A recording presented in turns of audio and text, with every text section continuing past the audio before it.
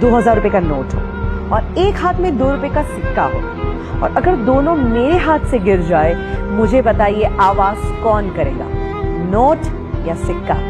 Of course सिक्का। चिल्लर ही आवाज किया करते हैं।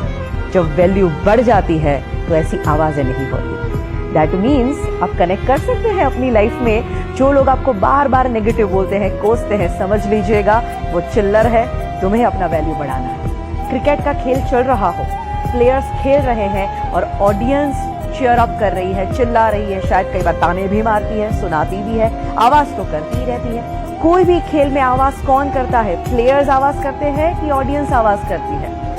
ऑफ कोर्स ऑडियंस आवाज करती है। दैट मीन्स अगर आपकी जिंदगी में बहुत लोग आवाज करने लगे तो समझ लीजिएगा आप सच्चे खिलाड़ी हो, और वो अभी भी ऑडियंस ही है। एंड जब आपके अंदर ये एटीट्यूड आ जाएगा ना, आपको कोई रोक ही नहीं सकता।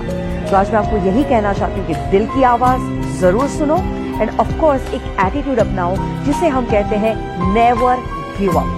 जिंदगी में हार मानो ही नहीं। कितने सारे लोग हैं जिन्होंने इस एटीट्यूड को अपनाया और अपनी लाइफ को चेंज कर दिया। सबसे बड़ा एग्जाम्पल है अब्राहम लिंकन। दोस्तों, उनकी जिंदगी से इतना इंस्पिरेशन मिलता है कि जो बंदा गरीबी में जन्म लेता है, इतनी तकलीफें भुगतता है, इतनी हद तक वो डिप्रेशन में चले गए थे कि कुछ समय तो उनके जीवन का ऐसा बीता कि अगर कहीं चाकू छुरियां हैं तो वो वहां से चले जाते थे, क्योंकि उनको ये डर था कि कभी मैं वो चाकू उठा के अपने आप को मार न दूं। इस टाइप के डिप्रेशन में चले गए। उसके बाद बिजनेस में फेलियर के बाद जब वो पॉलिटिक्स में आए, वहां पे भी क्या हुआ? Continuously failures. बट फिर भी बंदे ने हार नहीं मानी, प्रयत्न करता गया और एक दिन आता है जब वो अमेरिका के प्रेसिडेंट बनते हैं, और ऐसे प्रेसिडेंट जो आज भी लोगों को इन्फ्लुएंस कर रहे हैं। He was the most influencing president ever in USA. He never give up.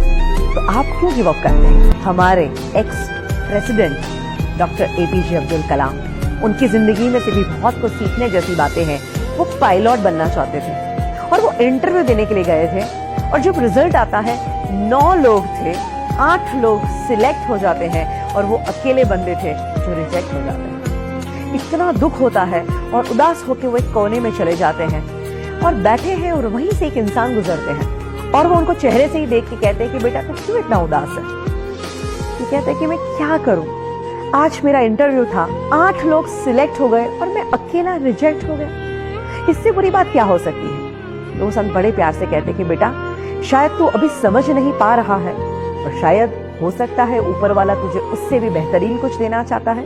You never give up. ये सलाह उनके मन में बैठ गई और उन्होंने सोचा कि मुझे हार नहीं मानी। उन्हें प्रयत्न करना शुरू कर दिया, और बाकी जो हुआ वो तो इतिहास आप जानते ही हैं। बड़ी घटना घटी जब उन्होंने as a president supersonic plane में ट्रैवल किया, और जब वो लैंड करते हैं वहां पे ढेर सारे पायलट थे जो उनको सैल्यूट कर रहे थे, उनको सलामी दे रहे थे, उनके पद को जो रिस्पेक्ट देते हैं। और सारे पायलट जब उनको सैल्यूट करते हैं तब उन्हें याद आता है कि अगर उस दिन मैं पायलट बन गया होता तो शायद आज का दिन मुझे नहीं मिलता। दैट मीन्स उनके अंदर एटीट्यूड था नेवर गिव अप, और उसी एटीट्यूड ने उनको कहां से कहां पहुंचाया।